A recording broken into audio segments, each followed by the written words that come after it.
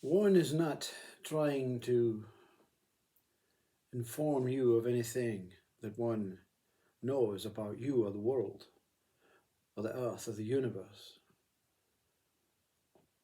What one is trying to convey is that I only know myself.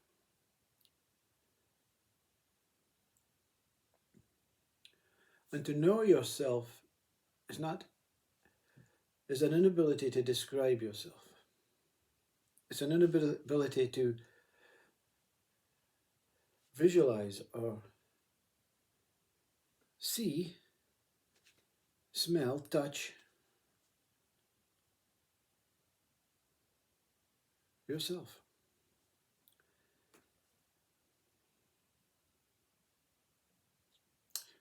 The tongue has a purpose. Like every other form in this world, in this earth, in this universe. We're not here to discuss the tongue's purpose, but we're here to raise the question to say, does the tongue know what it is? Is it receiving information other than an operating procedure that is built into the tongue? Can it see itself? Can it taste itself? Can it touch itself? Can the eye see the eye? I left out listening because all there is a vibration.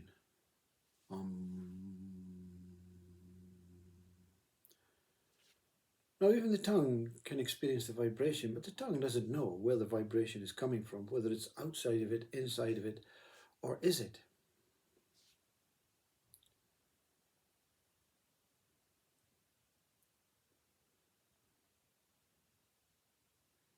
There has been occasions where the mind wants to try and explain and describe what is experienced in this, what you would call dissolving state of mind, dissolving state of ego, dissolving state of identity, the person, the me, the dual world of me and that, and only that replaces it. But it cannot find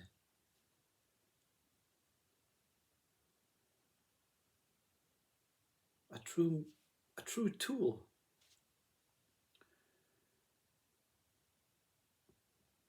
An exact way of sharing the experience, just like you cannot share your experience on the roller coaster, how you tasted the toast.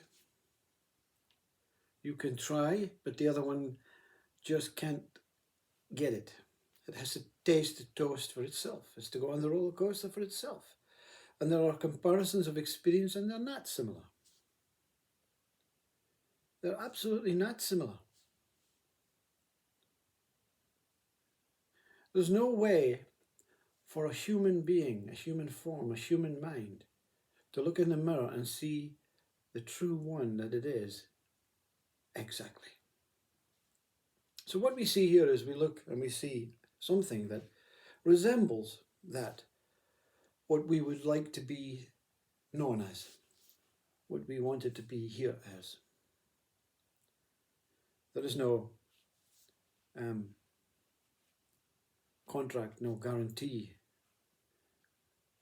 to experience yourself, because the tongue cannot experience itself, so you cannot experience yourself, but you can get to the point of knowing yourself so that you can exist as your true self. And rather than an idea that you're a mind, an idea that you're a body, an idea that you're a person, an idea that you were born, an idea that you will die. All of these things are taking place on their own. You don't need a mind. You don't need any quality of mind to recognize when a body falls and turns blue and stops breathing. You don't need to know the name death. You know that this body is no longer operating. The animal sees its partner or its sibling falling with blood oozing from it, has been run over by a car. It stops, it waits, it doesn't move. It says this one's no longer moving. Can we wait here for eternity? No, we're going to starve to death. We have things to do.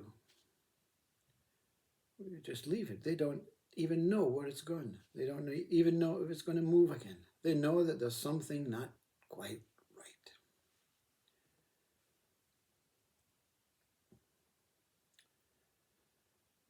Oh, we've invented this vocabulary, this dictionary. This mind that thinks it knows anything. And boy, I'll tell you this. If you experience your true ultimate self, you'll know. Science is clutching at straws. Religion, clutching at straws. You're not superior because you're clutching at straws to describe that what is beyond what the human mind wants to try and achieve. So you maybe have went beyond human mind. You have maybe went into this pure, deep, tranquil consciousness that you now absolutely know as yourself. But you, without a mechanism, a tool, an ability to portray exactly what it is, there's no gain, you see. And that's what you learn from this experience, that you can go through the rest of your life, again, falling into that trap of wanting to gain things or wanting to lose things. And it's all a waste of time.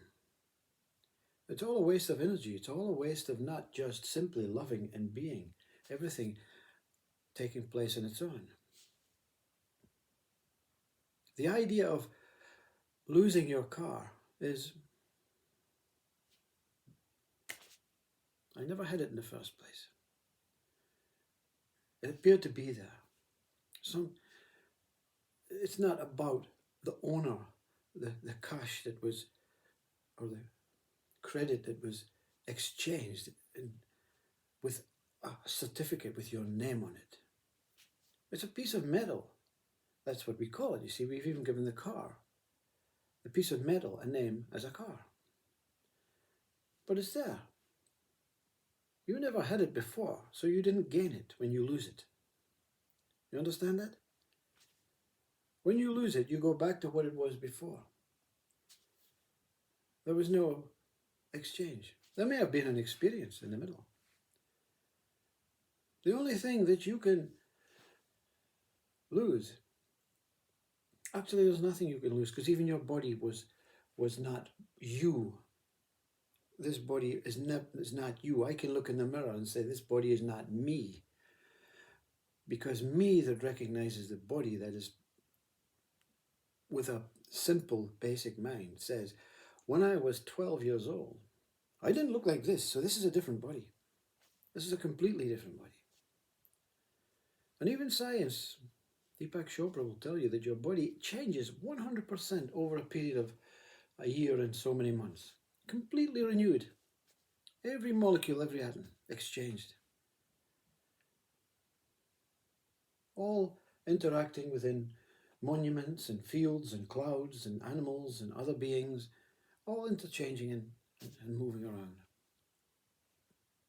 So even your body, when it goes, you never gained or lost it because you never had it in the first place. You never completely were permanently you as a body and a mind. The permanent you is that what transcends human body and mind, to see what it is. But again, the tongue cannot see what it is. So there has to be a reflection to understand what it is. But if you take pure light,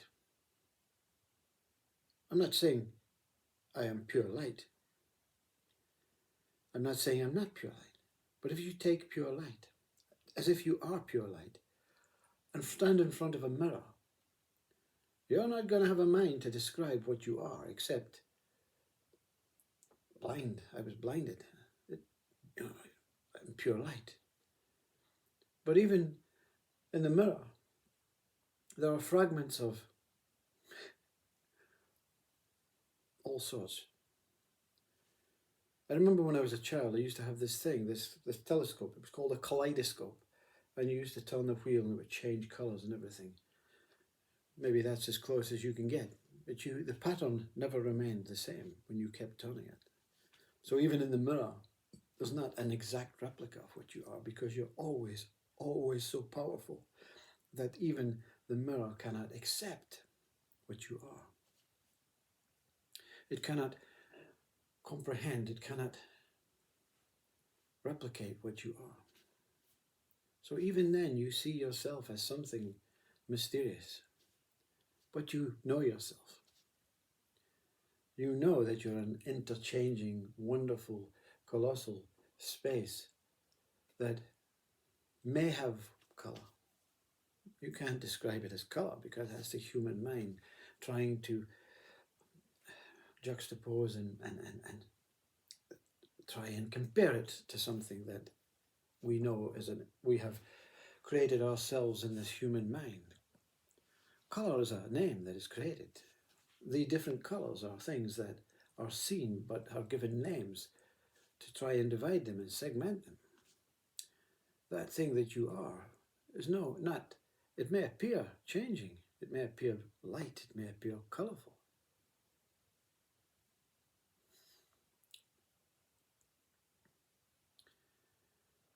But there's no way to describe it.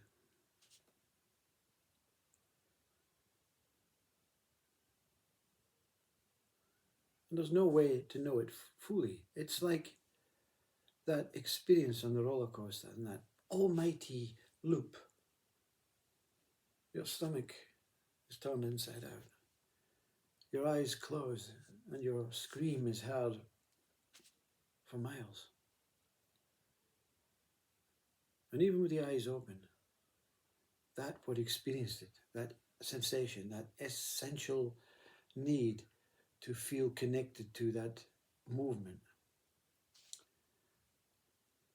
you can't describe it. You can't share it immaculately with another being, because the mind itself in this situation struggles to replicate that what was unbelievable.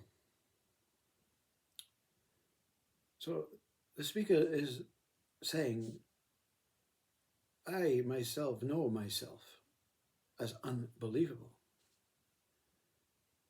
And the world and you, I know nothing about. I have to make up and listen to you and understand your beliefs. But I know that your beliefs are not the true you.